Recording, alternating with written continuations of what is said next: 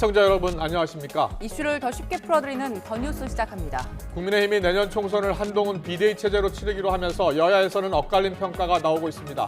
김건희 여사 특검법 처리부터 대통령 아바타 논란과 친윤 중진, 공천 배제 등 혁신이 제한까지 넘어야 할 산 풀어야 할 과제가 적지 않다는 분석인데요. 당내 분위기 알아보겠습니다. 경찰이 경복궁 담벼락에 낙서를 했다가 체포된 17살 임모군에 대해 구속영장을 신청하고 돈을 준다며 낙서를 지시한 걸로 전해진 자칭 이 팀장을 쫓고 있습니다. 여성 신도들을 성폭행하고 강제추행한 혐의로 구속 기소된 JMS 정명석에 대한 1심 판결은 잠시 뒤에 나옵니다. 자세히 알아보겠습니다. 제주에 강한 바람과 폭설이 내리면서 여객기 이착륙이 지금 전면 중단되고 있습니다. 관광객들이 큰 불편을 겪고 있는데요. 제주 현지를 연결하겠습니다. 네, 먼저 오늘의 주요 뉴스입니다. 북극 한파가 이어지는 가운데 절기상 동지인 오늘은 서울 아침 기온이 영하 17도를 기록, 추위가 절정에 달했습니다. 다만 성탄절 이후부터 추위가 다소 풀리면서 전국 곳곳에 눈이 내리겠습니다. 서해안과 제주에 폭설이 내린 가운데 항공기 운항 취소와 지연이 속출하고 있습니다. 제주공항은 활주로 제설 작업 속에 눈이 계속 내리면서 운영이 오후 3시까지 중단됐습니다. 한동훈 비대위 체제가 결정된 국민의힘은 비대위원 인선이 관심인 가운데 당 중진과 친윤계를 물갈이할지에 시선이 쏠립니다. 민주당에선 여권발 쇄신 파장의 촉각을 곤두세운 가운데 이재명 대표는 이낙연 전 대표와 접촉하고 있는 것으로 전해졌습니다. 경복궁 담벼락에 스프레이로 낙서한 10대와 이를 모방한 20대의 구속 여부가 이르면 오늘 결정됩니다. 처음 범행을 저지른 10대는 SNS에서 누군가의 지시를 받은 걸로 파악됐는데 경찰은 배후를 추적하고 있습니다. 김용 전 민주연구원 부원장의 불법 정치자금 수수 혐의 재판에서 불거진 위증 의혹을 수사하고 있는 검찰이 민주당 두 대변인의 집과 사무실을 압수수색하고 있습니다. 체코의 수도 프라하에서 대학생이 총기를 난사해 최소 15명이 숨지는 사건이 발생했습니다. 범인은 20대로 집에서 자신의 아버지를 살해한 뒤 다니던 학교로 와서 범행을 벌인 걸로 드러났습니다. 기상악화로 제주국제공항 활주로 운영이 오늘 오전부터 전면 중단되는 등 항공기 운항이 큰 차질을 빚고 있습니다. 한국공항공사 제주공항은 공항에 많은 눈이 내려 쌓이면서 제설 작업을 하느라 활주로 운영을 오후 3시까지 중단한다고 밝혔습니다. 당초 오후 1시까지 중단한다고 밝혔지만 제설 작업에도 계속해서 눈이 내리면서 중단 시간이 연장됐습니다. 제주공항에는 급변풍특보와 대설, 강풍특보가 내려져 있고 현재 2cm의 눈이 내리는 등 누적 적설량 4.4cm를 기록했습니다. 네, 폭설이 내린 제주도 지금 공항 상황이 심각합니다. 어제도 그랬고요. 제설 작업은 이어지고 있는데 현재 활주로 운영이 전면 중단된 상황입니다. 항공기 운항이 차질을 빚고 있습니다. 네, 제주공항에 발이 묶인 여행객의 목소리 직접 들어보겠습니다. 지금 김지연 씨 연결돼 있는데요. 나와 계시지요? 네, 안녕하세요. 네, 얼마나 고생이 많으세요. 지금 제주공항 안에 계시는 겁니까? 네네. 네, 원래 언제 출발할 예정이었나요? 원래 아침 7시 55분 비행기였는데 예. 처음에는 한 20분 정도 지연됐다가 이제는 미정으로 계속 대기 중이에요. 아, 지금은 미정으로 나옵니까? 네네. 저희가 앞서 전해드릴 때는 8시 20분부터 활주로 이착륙이 금지됐고 지금 제설 작업이 10시 50분까지 된다, 3시까지 된다 계속 얘기하고 있거든요. 발표하고 네. 있는데 지금은 아예 언제쯤 완료될지 발표도 안 되고 있는 거군요. 네, 3시 이후에 가능 여부를 결정한다 했어요. 아, 그랬군요. 3시도 확실치가 않은 상황이라는 말씀이신 거고 네. 그러면 공항에서는 지금 그 승객들이 상당히 많을 텐데 어떤 안내 방송을 하고 있나요? 현재는 따로 안내 방송은 없고 아까 3시 이후에 정해진다는 게 마지막이었어요. 그러면 일단은 3시까지는 기다리셔야 하는 상황인 거죠? 네네. 네. 공항에 승객들은 많이 있습니까? 네, 다들 계속 대기 중이에요. 지금 제주공항 바깥 보시면 날씨는 어떤가요? 날씨는 그냥 계속 눈은 오는데 아직 비행기는 아예 못 뜨고 있는 것 같아요. 네, 지금 이착륙이 계속 금지될 수밖에 없는 상황이고요. 어제도 상황이 안 좋았고 네. 오늘도 지금 이착륙이 금지된 상황이잖아요. 제주 관광객 어제도 한 7천 명 넘게 발이 묶였다고 하더라고요. 지금도 아, 네. 지금도 공항을 출발하지 못하는 분들이 상당히 많겠어요. 네, 네. 예, 주변에 많이 보이십니까? 얼마나 됩니까? 그냥 꽉 찬 것 같아요. 꽉 찼습니까? 공항 안이요? 네, 네. 예. 가족분들하고 혹시 김지연 씨도 같이 가셨겠죠? 네, 네. 예. 그럼 가족분들은 지금 몇 분이 함께 계신 거예요? 지금 2명이 같이 있어요. 예. 네. 저 전에 듣기로 김지연 씨 3박 4일 동안 여행 가셨다고 들었는데 눈이 네. 어제 그제부터 왔잖아요. 그러면 네. 여행은 제대로 못 하셨을 것 같아요. 어떤가요? 네, 차도 거의 버스 1시간은 기본이고 우박도 계속 내려서요. 예. 네, 쉽지 않았습니다. 거의 호텔 숙소에 gat혀 계셨겠네요. 네, 예. 오늘 오전 7시에 출발할 예정이셨으면은 그 이후 일정도 있으셨을 텐데 네. 이후 일정에 대해서는 지금 손 놓고 기다릴 수밖에 없는 상황인 건가요? 네, 지금 너무 미정이라. 자, 그러면 일단 공항 측에서는 언제쯤 이게 활주로 이용할 수 있을지 모르겠다라는 입장인 거고 네. 항공사 측에서는 뭐라고 합니까? 항공사 측에서도 똑같이 말했습니다. 예. 지금 실례하지만 어느 항공을 지금 이용할 예정이셨죠? 저희 티웨이 항공이요. 티웨이 항공이요. 티웨이 항공 측에서 고객들에게 어떠한 지금 이야기도 하고 있지 않고 공항 활주로가 재개돼야지 이용할 수 있다. 이 정도만 발표를 하고 있나 보죠? 네, 3시 이후에 가능 여부 결정한다고 3시 연락이랑 이후에 가능 여부 방송했습니다. 결정. 예. 네. 지금 날씨를 보니까 오늘 오후까지도 눈이 좀 내리는 것 같은데 만약에 네. 3시 이후에도 비행기가 뜰 수 없다고 하면 그 이후 계획에 대해서는 좀 생각을 하셨습니까? 그 비행기를 계속 찾아는 보는데 네. 다 매진이라서요. 예. 마지막 희망을 잡고 있습니다. 걱정이 많으실 것 같아요. 일단 뭐 휴가를 오늘까지 또 하고 네. 또 내일 주말 휴일이긴 합니다만 계속 발이 묶일 수도 있으니까요. 네. 그 공항에서 같이 기다리는 다른 승객들도 많은 상황이잖아요. 네. 그 옆에서는 어떤 이야기를 하던가요? 다들 그 가족들에게 전화하고 그 숙소 다시 잡고 비행기 다시 알아보고 이게 전부인 것 같아요. 예, 네. 숙소를 알아보는 분들도 계시는군요. 네. 예. 공항에서 좀 추가 조치, 신속한 조치가 있어야 될 것 같은데 네. 공항 측에서는 일단 오후 3시에 다시 어떻게 활주로 이용 가능 여부를 지금 발표한다는 거죠? 안내 방송한다는 거죠? 네. 예. 알겠습니다. 일단은 제주 공항 활주로 상황 올스톱 상황이고요. 지금 결항 이틀째입니다. 뭐 지금 눈이 계속 내리고 있고 강풍도 불고 있다고 하니까요. 공항 활주로 재개가 어려울 것 같습니다. 관련해서 속보가 들어오는 대로 또 전해드리겠습니다. 김지연 씨 오늘 말씀 잘 들었습니다. 고맙습니다. 네. 네, 계속해서 눈 소식 좀 더 전해드리겠습니다. 예, 제주도 상황 알아봤고요. 서해안을 중심으로 전북 지역에도 많은 눈이 내리면서 시설 하우스와 축사 일부가 폭설 피해를 입었습니다. 익산시 용동면에서는 비닐하우스 한 개 동에 쌓인 눈의 무게를 이기지 못한 비닐하우스가 쓰러졌습니다. 더 많은 눈이 내린 군산에서도 비닐하우스 한 동과 축사 두 동의 지붕이 쌓인 눈의 무게를 견디지 못해 무너졌습니다. 하지만 가축이나 작물 피해는 없는 걸로 알려졌습니다.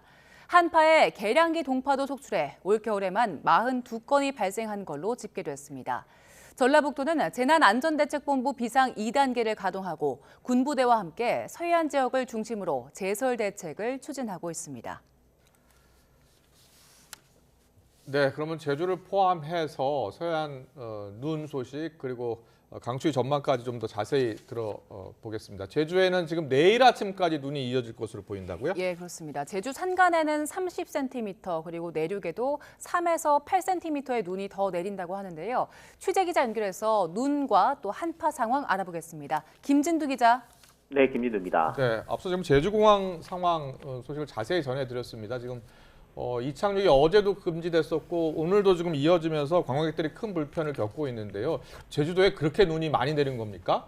네, 그렇습니다. 전체적인 총 강우량을 적설량 살펴보면 제주 산간 지역에는 1m 가까운 폭설이 내렸고요. 내륙 지방, 그러니까 제주공항을 포함한 산간이 아닌 내륙 지방에도 10cm 안팎의 제법 많은 양의 눈이 쌓인 겁니다. 현재 해상에 만들어진 눈구름이 계속 제주도에 영향을 주고 있기 때문에 이런 현상이 나타나고 있습니다. 제주 내륙의 눈을 살펴보면 3시간 동안 2.7cm 정도의 눈이 내렸습니다. 그리고 24시간 동안에는 10cm 안팎의 눈이 쌓인 상황입니다. 이런 상황이어서 대설경보가 내려져 있고 또 거기에 강풍주의보까지 겹쳤습니다. 기온도 영상 1도에 머물고 있기 때문에 항공기 운항에 지장이 생길 정도로 날씨 조건이 안 좋은 상황입니다. 기상청은 제주도의 눈이 계속 강하지는 않겠지만 내일 아침까지는 이어지겠다고 밝혔습니다. 그리고 그 이후에 잠시 그치겠습니다. 이후 낮 동안은 눈이 소강 상태를 보이겠지만 밤부터 다시 눈발이 굵어져서 주말까지 이어질 것으로 보입니다. 다만 주말부터는 추위가 누그러들고 바람도 약해져서 항공편이 결항할 확률은 크지 않습니다. 네, 북극 한파가 오늘 절정을 맞았다고 하는데 앞으로 추위 전망은 어떻습니까? 네, 북극발 최강 한파가 절기 동지인 오늘 아침에 절정에 달했습니다. 대관령의 기온이 영하 20.4도, 철원도 영하 18.3도를 기록했고 서울도 영하 14.7도로 이번 겨울 최저를 기록했습니다. 한파는 주말인 내일까지 하루 정도 더 이어지겠습니다. 이후에는 기온이 점차 오름세로 돌아서겠는데요. 성탄절 이브인 일요일에는 서울 아침 기온이 지금보다 10도가량 오르겠고 또 낮 기온도 영상권을 되찾을 전망입니다. 이후 연말과 새해 초까지는 큰 추위 없이 예년 이맘때 겨울 날씨가 이어질 것으로 보입니다. 지금까지 YTN 김윤우입니다. 정치권 소식입니다. 한동훈 비대위 체제가 공식화되면서 한 전 장관과 함께 집권 여당을 이끌 비대위원회 면면에도 관심이 쏠리고 있습니다. 기존 주류 세력 대거 교체가 불가피할 것이란 전망이 나오고 있는데요. 당 내에서는 기대와 우려가 교차하고 있습니다. 취재기자 연결합니다. 강민경 기자. 네, 국회에 나와 있습니다. 네, 한동훈 전 장관이요. 오늘 국회로 출근한 건 아니죠? 그렇습니다. 오늘 국회에 올 가능성은 낮아 보입니다. 국민의힘 관계자들은 아침 YTN과 통화에서 오늘은 한 전 장관을 국회에서 만날 가능성은 크지 않다고 입을 모았습니다. 아직 비대위원장으로 공식 임명되기 전인 만큼 국회나 당사로 출근하는 게 적절치는 않다는 취지입니다. 한 전 장관은 공식석상의 모습을 드러내는 대신 따로 당 운영 방향을 구상하고 있는 것으로 보입니다. 총선기획단 소속 배준영 의원은 한 전 장관이 궁금한 사항 등을 물어보면 당이 필요한 자료를 제공하고 있고 소통 채널은 윤재욱 당대표 권한 대행이라고 설명했습니다. 가장 큰 관심은 새 지도부에 누가 포함될지입니다. 한 전 장관은 비대위원장 자격으로 당연직을 제외한 최대 12명까지 비대위원 인선에 영향을 행사할 수 있습니다. 이른바 영남당 이미지에 갇혀 수도권 위기론을 불러왔다는 당 안팎의 우려가 큰 만큼 이를 고려한 인선 작업이 이루어질 거란 관측이 적지 않습니다. 지도부는 기대감을 피력하고 있습니다. 윤재욱 당대표 권한대행은 한 전 장관이 국민의힘의 위기를 극복하고 총선을 승리로 이끌 수 있는 여러 장점을 가진 사람이라고 평가했습니다. 직접 들어보시겠습니다. 한동훈 후보는 젊음과 새로움으로 우리 정치에서 수십 년 군림해온 운동권 정치를 물리치고 탈진영 정치, 탈팬덤 정치 시대를 열 잠재력을 가지고 있는 분입니다. 당 일각에서는 이준석 전 대표를 비롯한 비윤계 인사들과 단합해야 한다는 주장도 나옵니다. 실제로 이용호 의원은 아침 회의에서 한동훈 비대위 체제는 당내 다른 목소리까지 과감하게 포용해서 함께 갈 것으로 생각한다고 말했습니다. 이에 대해 이 전 대표 측 관계자는 YTN과 통화에서 한 전 장관이 만날 이유가 있으면 연락이 올 것이라며 대화의 가능성을 완전히 닫지는 않았습니다. 비대위원 외에도 공천 심사를 주도할 공천관리위원장 인선에도 시선이 쏠려 있습니다. 여의도 정치권에 이른바 빛이 없는 한 전 장관이 쇄신의 기치로 대대적인 물갈이에 힘을 실을 수 있다는 전망이 나오고 있습니다. 더불어민주당 상황도 짚어보겠습니다. 한동훈 비대위에 대한 공세 수위를 높이면서도요. 내부적으로는 긴장해야 한다라는 기류도 나온다고요? 그렇습니다. 민주당은 한동훈 전 장관의 비대위원장 등판이 결정되자 비판 강도를 더 높이고 있습니다. 오늘 아침 회의에서는 한 전 장관에게 수직적 당정 관계를 주문하며 오는 28일 본회의에 상정되는 김건희 여사 특검법을 수용하라고 압박했습니다. 홍익표 원내대표의 발언 직접 들어보시겠습니다. 쌍특검은 물론이고 해병대원 특검, 국정조사, 양평고속도로 국정조사 받는 것이 바로 그것이 혁신이고 한동훈 비대위원장이 해야 될 일입니다. 하지만 당 일각에서는 여권발 쇄신이 불러올 파장을 걱정하는 기류가 읽힙니다. 친명계 정성호 의원은 오늘 SNS에 한 전 장관은 윤석열 대통령과는 아주 다른 사람이고 냉철한 판단력과 강력한 실행으로 여당을 변화시킬 능력이 있다고 평가하며 절대 만만한 사람이 아니다라고 적었습니다. 비주류를 중심으로 여당은 스타 장관, 정치 신인, 70년대생이라는 한 전 장관을 필두로 쇄신의 물꼬를 튼 반면 민주당은 상대적으로 변화 움직임이 더디다는 우려도 나오고 있습니다. 특히 송영길 전 대표의 구속 등으로 불거진 86 운동권 용퇴론으로 내홍이 거세지는 분위기입니다. 검사 출신 한 전 장관의 등판으로 이재명 대표의 사법 리스크가 오히려 부각될 수 있다는 걱정 역시 적지 않습니다. 이른바 이낙연 신당 등 가시화하는 내부 분열을 막아야 한다는 것 역시 큰 과제로 꼽힙니다. 이재명 대표 측 관계자는 YTN과 통화해서 이낙연 전 대표와도 대화하려고 접촉하고 있다고 밝혔습니다. 하지만 이 전 대표는 이재명 대표의 사퇴를 전제로 한 통합 비대위 구성을 대화의 조건으로 내거는 등 냉랭한 기류를 유지하고 있습니다. 이 전 대표가 못 박은 연말이라는 시한이 다가오면서 양측의 물밑 신경전은 더욱 거세질 것으로 보입니다. 지금까지 국회에서 YTN 강민경입니다. 국민의힘은 민주당이 입법을 추진하는 이태원 참사 특별법은 국민 분열을 낳는 법이라면서 유가족의 아픔을 이용하는 재난의 정쟁화를 멈추라고 비난했습니다. 윤재옥 당대표 권한대행은 오늘 원내대책회의에서 국가적 참사에 따른 후속 법안은 사회적 아픔을 치유하고 봉합하는 방향으로 나가야지 갈등을 확산하는 방식으로 이루어져선 안 된다면서 이같이 말했습니다.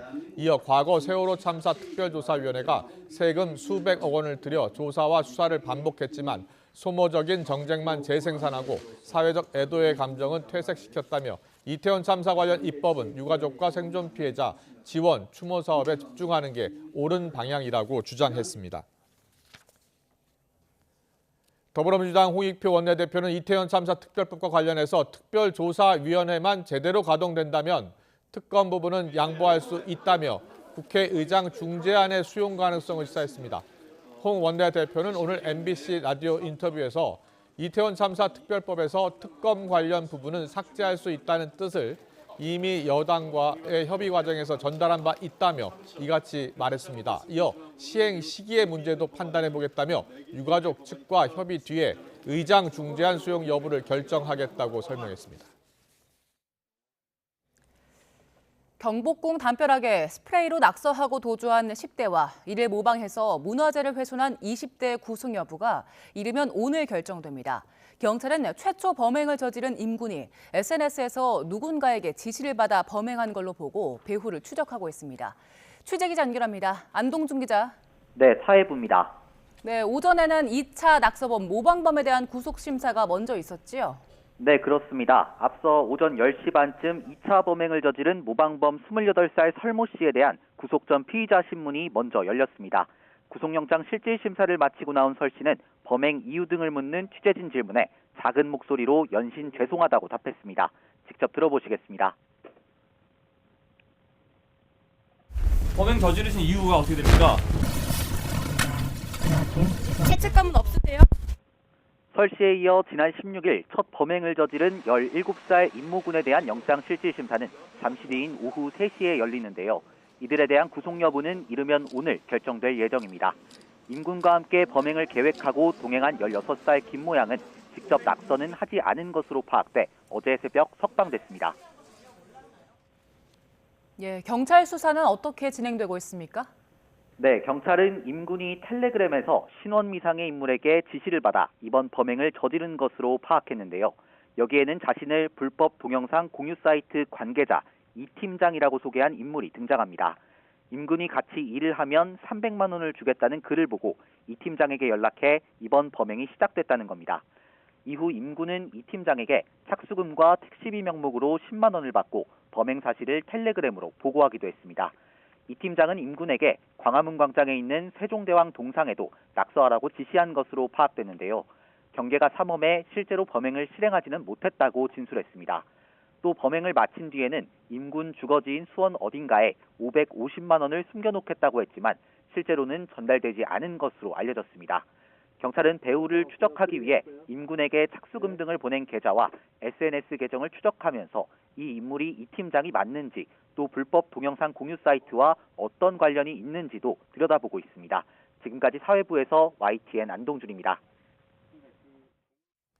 네, 방금 들어온 소식입니다. 오늘 오후 1시 20분쯤 교통사고가 났는데요. 경기 수원시 수원역 버스 환승센터에서 버스가 시민 다수를 치는 그런 사고가 났습니다. 지금까지 1명이 숨지고 3명이 중상을 입었고요. 12명이 경상을 입었습니다. 다시 한번 전해드리겠습니다. 수원역 버스 환승센터에서 교통사고가 났습니다. 시내버스가 시민 다수를 치는 사고가 났고요.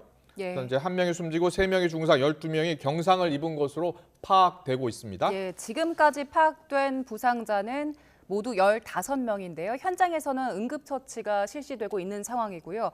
부상자가 지금 알려진 것보다 더 늘어날 수도 있는 상황입니다. 다시 한번 전해드리겠습니다. 지금 1시간 전쯤이었습니다. 오후 1시 20분쯤에 수원역 버스 환승센터에서 시내버스가 시민 다수를 치는 사고가 발생했고 부상자가 발생했다는 소식 들어왔습니다. 네, 좀 더 자세한 소식이 들어오면 다시 한번 정리해서 전해드리겠습니다.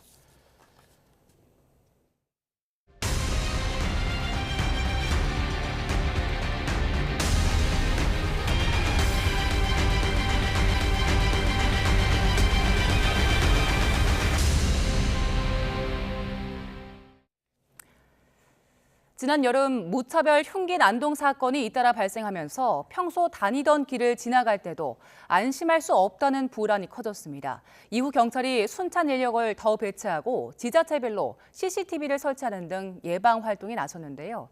YTN이 준비한 연말 기획 첫 번째 순서로 반년이 지난 지금은 분위기가 어떤지 저희 취재진이 사건 현장을 다시 찾았습니다. 현장 연결합니다. 권준수 기자. 네, 경기도 분당 서현역에 나와 있습니다. 네, 지금 권 기자가 나가 있는 곳이 지난 8월에 사건이 발생했던 그 지점인 거죠? 그렇습니다. 20대 남성 최원종의 흉기난동 범행이 이루어졌던 장소입니다. 저기 보이시는 건너편 인도에서 이 최원종이 모친의 차를 몰고 인도로 돌진해 노부부를 들이받았습니다. 그리고 이곳 버스 정류장에 와서도 행인들을 덮쳤는데요. 지금은 여느 때와 다름없이 시민들이 평화롭게 거리를 걸어다니고 있습니다. 그리고 최원종이 흉기를 휘두르며 사람을 다치게 했던 백화점 안의 모습도 여느 때와 다름없이 평화로운 모습인데요. 하지만 서현역에서만 14명의 사상자가 나왔었기 때문에 이 흉기난동 사건의 충격이 완전히 가시진 않은 모습입니다. 시민들은 어떻게 당시 사고를 기억하는지 또 지금은 안전하다 생각하는지 이야기를 들어봤습니다. 서현역에서 이제 그런 일이 있어가지고 또 주말에 아이들 데리고 많이 나오기도 했던 지역이라 좀 그런 부분이 좀 많이 놀래고 저희도 당황스러웠죠. 아이를 키우는 부모로서는 좀 약간 걱정되는 부분도 아직 남아있긴 한 것 같습니다. 또 안타깝게 순진이를 위해 놓인 꽃과 추모 쪽지들도 일부 사고 현장에 그대로 있었는데요. 당시 도움을 못 줘 마음이 아팠다는 등 시민들의 따뜻한 마음을 엿볼 수 있었습니다. 네, 서현역 흉기난동 이전에는 신림역에서 흉기난동 사건이 있었잖아요. 그곳 분위기는 요즘 어떻습니까? 그렇습니다. 30대 남성 조선이 범행을 저질렀던 서울 지하철 2호선 신림역에도 저희 YTN 취재진이 오늘 아침에 가봤는데요. 크게 달라진 점은 없었습니다. 꽃다운 나이에 세상을 떠난 20대 남성 피해자를 위해 추모 쪽지가 붙어있던 곳에는 새로운 가게가 들어서는 등 어느새 시간이 흐른 흔적이 느껴졌습니다. 골목 상인들은 흉기난동 사건 이후 매출 타격이 컸다며 이제는 지난 일은 좀 잊자 이렇게 반응하기도 했는데요. 하지만 가까운 곳에 사는 시민들은 아직 불안감이 남아있다며 더욱 안전한 거리가 만들어졌으면 좋겠다고 말했습니다. 직접 들어보겠습니다. 저도 그 상황에선 대처 못하고 아마 그렇게 당하지 않을까 싶어서 조금 더 무서운 그런 것도 있는 것 같아요. 아무래도 집 오가는 길이다 보니까. 지자체들은 이런 묻지마 범죄를 예방하기 위해 CCTV 설치를 늘리는 등 여러 대책을 내놓고 있는데요. 사람들 인적이 드문 곳에서도 바로 도움을 줄 수 있는 방안이 필요하다는 목소리도 나옵니다. 예를 들어 지역별 보안관 등을 추가로 투입해 흉기를 소지하는 등 범죄가 의심될 만한 사람들을 발견하면 바로 조치할 수 있게 하자는 건데요. 올해 검거된 흉기난동 범죄자들에게 높은 형량을 부여해 경각심을 세워야 한다는 주장도 일각에선 제기되고 있습니다. 무엇보다 시민들의 안전을 위해선 올해 발생했던 흉기난동 사건들을 기억하고 우리가 어떤 고민을 해왔는지 계속 되짚어봐야 한다고 전문가들은 조언합니다. 지금까지 서현역에서 YTN 권준수입니다.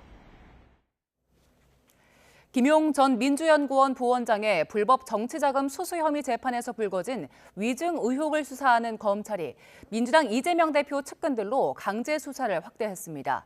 서울중앙지방검찰청은 오늘 오전부터 경기도 청소년수련원 경영본부장을 지낸 성준후 민주당 부대변인의 자택과 개인 사무실을 압수수색하고 있습니다. 이 대표 대선 캠프에서 활동한 이우종 전 경기아트센터 사장도 압수수색 대상에 포함됐는데 이 씨는 앞서 고 김문기 전 성남도시개발공사 개발 1처장 유족을 회유했다는 의혹에 연루되기도 했습니다. 검찰은 두 사람이 지난 5월 이모 전 경기도 시장상권진흥원장이 법정에서 위증한 과정에 관여한 정황을 포착해서 강제 수사에 나선 걸로 확인됐습니다.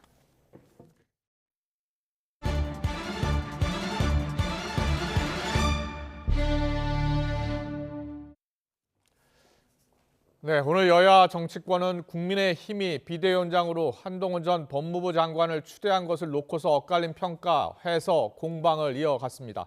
한 전 장관은 다음 주 화요일 26일이죠. 전국위원회 의결을 거치면 공식적으로 비대위원장으로 임명되는데요. 정치 경험이 전무한 한동훈 비대위의 강점과 약점, 또 풀어야 할 숙제는 무엇인지 당내 분위기 들어보겠습니다. 이용호 국민의힘 의원 나와 계십니다. 어서 오십시오. 네, 안녕하세요. 안녕하세요. 네. 한동훈 전 법무부 장관이 됐네요. 어제 이임식을 마치고요. 이런 이야기를 했습니다. 기자들의 질문에 답했는데 그 녹취 내용을 좀 듣고서 질문 이어가겠습니다. 들어보죠. 동료 시민과 나라를 위해서 잘 해야만 되겠다는 책임감을 더 크게 느낍니다.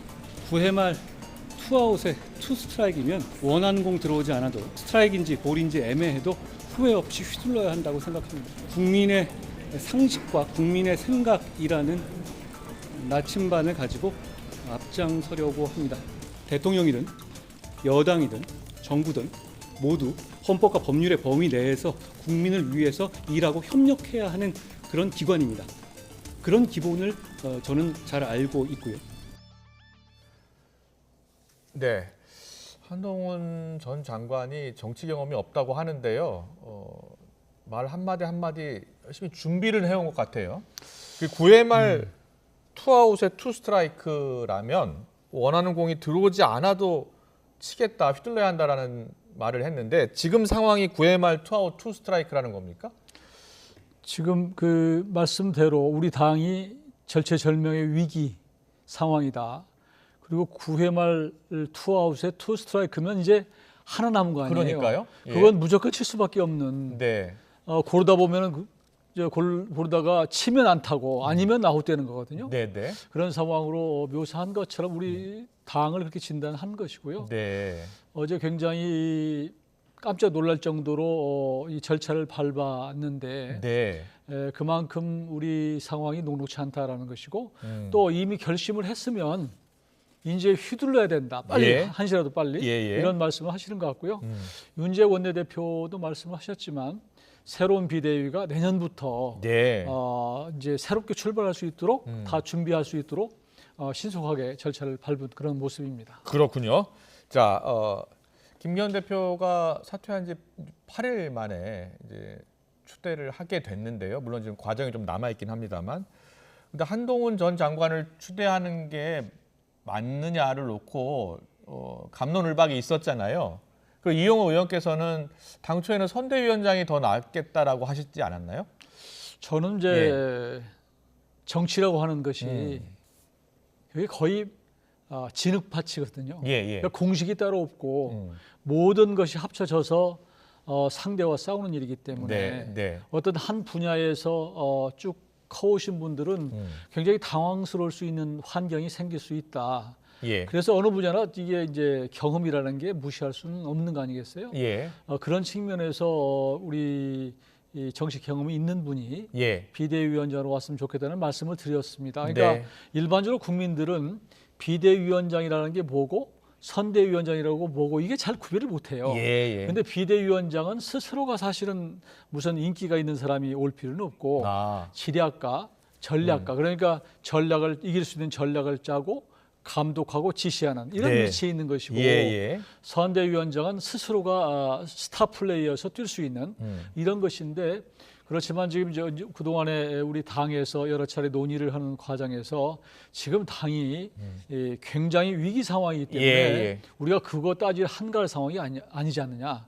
그러니까 우리 가장 스타 플레이어고 또 우리 국민들이 원하고 인기가 있는 한 장관을 우선 아끼지 말고 쓰자. 그런 쪽으로 간 것 같고요. 처음에는 뭐 어떤 분이 비대위원장으로 오는 게 좋을까 좀 고민들을 하고 논란이 있었는데 시간이 가면서 대세론이 형성이 됐고 한 전 장관이 오시게 된 것 같습니다. 알겠습니다. 당내 분위기를 좀 더 들어볼 텐데요. 속보가 좀 들어와가지고요. 속보 잠깐 정리해드리고 다시 물어보겠습니다. 자, 신도들을 성폭행해 복역하고 출소 뒤에 다시 성범죄를 저지른 기독교 복음선교회 JMS 정명석 총재 1심 선고가 나왔습니다. 1심 징역 23년형을 받았습니다. 대전지법은 준강간과 강제추행, 무고죄 등으로 78살 정명석에게 징역 23년을 선고했습니다. 또 위치 추적, 전자장치 부착 15년과 신상공개 10년, 아동청소년 관련 기관 취업 제한 10년도 명령했습니다. 정 씨는 지난 2018년 2월 출소 직후부터 3년 8개월 동안 여신도 3명에게 성범죄를 저지르고 이 중 2명이 허위사실로 고소했다면서 무고한 혐의로 재판을 받아왔습니다. 좀 더 자세한 소식은 이어지는 시간에 전해드리겠습니다. 근데 당내 기류가 아주 짧은 시간 안에 변화를 한 것 같아요. 처음에는 다른 의견들도 좀 있었잖아요. 어떻게 정리가 된 거예요? 그런데 이제 많은 의원들이 처음에는 어떤 자질을 가진 분이 비대위원장으로 오시면 좋을까 이렇게 접근이 됐었는데 처음부터 그냥 이름을 거론한 몇몇 분들이 있고 또 많은 의원들이 또 위원장들이 그래도 지금은 상황이 너무 급박하기 때문에 하여튼 뭐 우리 국민들에게 알려지고 판을 바꾸려면 국민들이 좋아하는 사람을 불러내는 게 좋겠다라고 의견이 모아졌던 것 같아요. 그렇군요. 자, 그렇다면 이제 앞으로 총선을 한동훈 비대위로 이제 치르게 되는 거 아니에요? 그러니까 당 대표 역할을 하는 겁니다. 한동훈 이제 비대위원장이 앞으로 되면요. 그런데 정치 경험이 없잖아요. 저도 이제 그런 부분을 처음에 지적을 했었고 의견을 냈었는데 한 장관이 나름대로 준비를 한 것 같아요. 지금 우리 상황에서 어떤 것이 풀어야 할 숙제고 국민들이 원하는 게 무엇인가 이 부분을 깊이 숙고를 하고 있었구나 이런 생각을 했고 다만 한 가지 이제 제가 지적했던 것은 우리 한 장관께서 말씀하시지만 처음부터 길인 경우는 없다. 함께 가면 길이 되는 거 아니냐 이렇게 말씀하시는데 문제는 이 절체절명 위기 상황에서 시행착오를 사실은 허용할 만큼 한 가지가 않거든요. 이제 그런 부분이 사실은 조금 일부에서는 좀 우려를 했던 것인데 그럼에도 불구하고 우리 국민들이 볼 때 여의도 그동안에 있던 사람보다는 새로운 분을 수혈을 해서 근본적으로 판을 바꿔가는 게 좋겠다. 그런 여론이 많다 보니까 지금 같은 그런 결론이 난 것 같습니다. 그렇군요. 자, 그럼 한동훈 비대위는 다음 주 화요일날 전국위원회에 거쳐서 승인을 받으면은 이제 비대위원장으로 이제 공식 일을 시작하고 비대위원도 또 꾸려야지 비대위가 또 이제 공적으로 출범할 거 아니에요? 근데 비대위원들은 어떤 사람들이 와야 된다고 보세요? 저는 한동훈 장과 이제 새로운 비대위원장이 갖고 있는 정치 철학에 맞는 또 이미지에 맞는 그리고 또 우리 당이 좀 부족한 부분을 채울 수 있는 그런 비대위원들을 선정하는 게 맞다고 보고요. 자, 기본적으로 우선은 내년 선거는 수도권 선거에서 승패가 나기 때문에 네. 중도 의원을 확장할 수 있는 그런 상징성 있는 그런 분을 모시면 좋겠고 예. 또 이제 많이 이제 세대 교체에 들어간 거예요, 사실은. 세대 교체. 그러면 이제 미래를 말씀하시기 때문에 좀 젊은층으로 우리 또 젊은층에 대한 국민의힘의 젊은층들이 이렇게 지지가 조금 낮다 이런 지적이 있기 때문에 젊은 비대위원을 좀 모시는 것들도 필요하고요. 또 그런가 하면 또 정치 경험이 또 너무 없다고 하는 지적도 있으니까 또 일부는 정치 경험도 있는 분들, 뭐 통합적인 분들 여러 가지를 좀 무지개처럼 좀 꾸려서 국민들이 보기에 첫인상이 중요하거든요. 아, 이번 한동훈 비대위는 되겠네. 이런 첫인상을 주는 그런 비대위가 꾸려졌으면 좋겠습니다. 알겠습니다. 자, 이제 한동훈 비대위에 대한 기대를 이야기해 주셨는데 여러 숙제 과제 이야기를 많이 하는데요. 오늘 여야 원내대표가 이렇게 이야기를 했습니다. 자, 듣고서 한번 좀 더 풀어보겠습니다. 한동훈 후보는 젊음과 새로움으로 우리 정치에서 수십 년 군림해온 운동권 정치를 물리치고 탈진영 정치, 탈팬덤 정치 시대를 열 잠재력을 가지고 있는 분입니다. 윤석열 대통령과 인연이 단점으로 지적되고 있지만 동시에 장점이 될 수도 있다고 생각합니다. 두 분 사이에는 기본적인 신뢰관계가 형성되어 있기 때문에 오히려 허물없고 진솔한 대화가 가능할 것입니다. 한동훈 비대위원장은 윤석열 대통령에 대해서 과감하게 할 소리 해주십시오. 특검도 받자. 대통령실과 둘러싼 각종 비리 의혹 이번 기회에 털어내고 당당한 그 대통령과 대통령실이 되면 좋겠다라는 걸 해서 지금 쌍특검은 물론이고 해병대원 특검, 국정조사, 양평고속도로 국정조사 받는 것이 바로 그것이 혁신이고 한동훈 비대위원장이 해야 될 일입니다. 자, 여야 원내대표 목소리 듣고 왔는데요.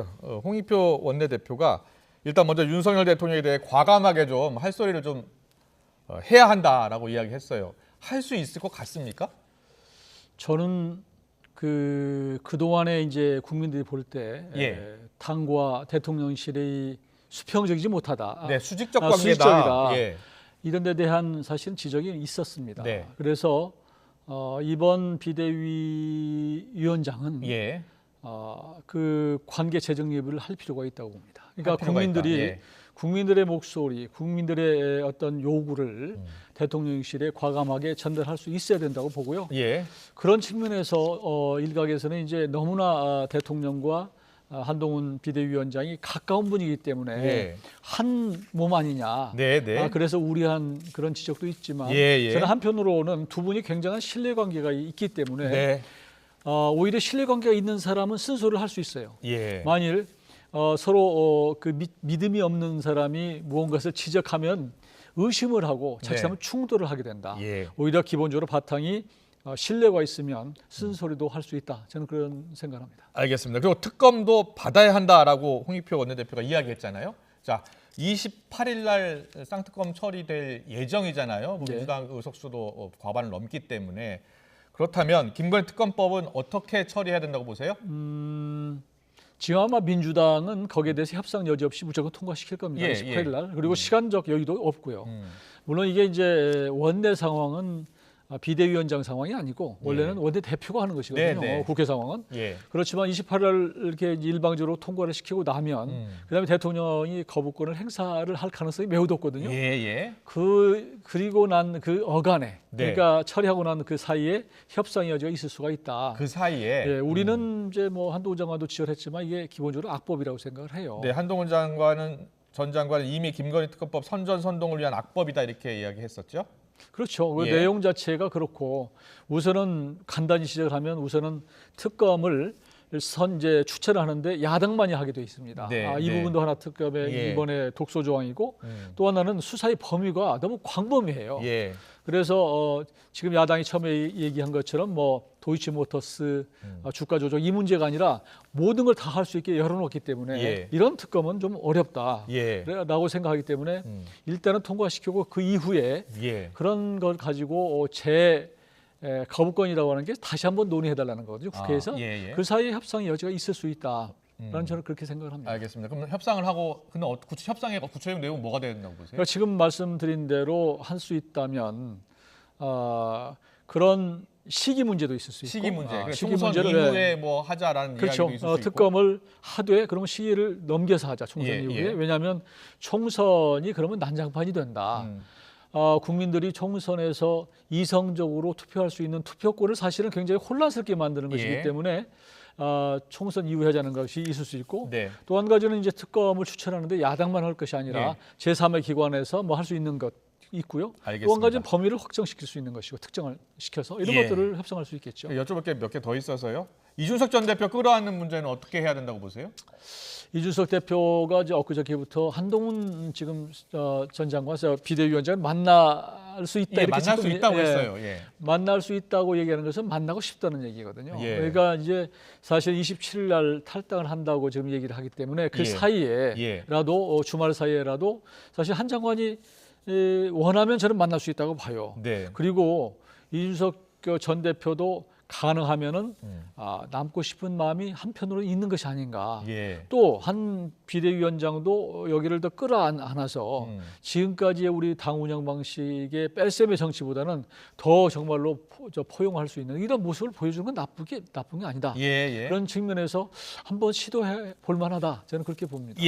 마지막으로요. 국민의힘이 만약 총선 승리를 위해서 한동훈 비대위가 행보를 한다면 어떤 행보를 해야 된다고 보세요? 저는 지난번에 이제 혁신위에서 여러 가지 혁신을 던져놨잖아요. 이인원 혁신위에서 그게 던져만 놨지 사실은 실행된 게 없잖아요. 그래서 그 부분을 우선 실행을 할 필요가 있다. 그런데 이제 그렇다고 당장 뭐 어떻게 할 수는 없지만 공관위를 통해서 얼마든지 할 수 있는 것이고 저는 그걸 뛰어넘어야 된다고 봐요. 그러니까 국민들이 볼 때 지금 한동훈 비대위에 대한 기대가 굉장히 큰 상황이기 때문에 그 기대를 뛰어넘을 수 있을 정도의 새로운 혁신을 해야 되는데 저는 그중에서 하나가 당내 혁신 중에 하나. 그러니까 당의 문화, 당의 풍토를 좀 바꿔야 된다고 봅니다. 구체적으로요? 첫 번째는 아직도 우리 당이 자꾸 눈치를 보고 줄서기를 하고 혹은 뭐 누구를 팔고 이런 문화가 아직 있거든요. 이거 과감하게 정리하는 게 전 첫 번째가 돼야 된다. 알겠습니다. 그렇게 말씀드리고 싶습니다. 잘 들었습니다. 한동훈 비대위 오늘은 이용호 국민의힘 의원으로부터 당내 분위기 들어봤고요. 다음 주에는 야당 의원으로부터 또 한동훈 비대위에 대한 평가를 들어보겠습니다. 오늘 말씀 여기까지 듣겠습니다. 잘 들었습니다. 네, 고맙습니다.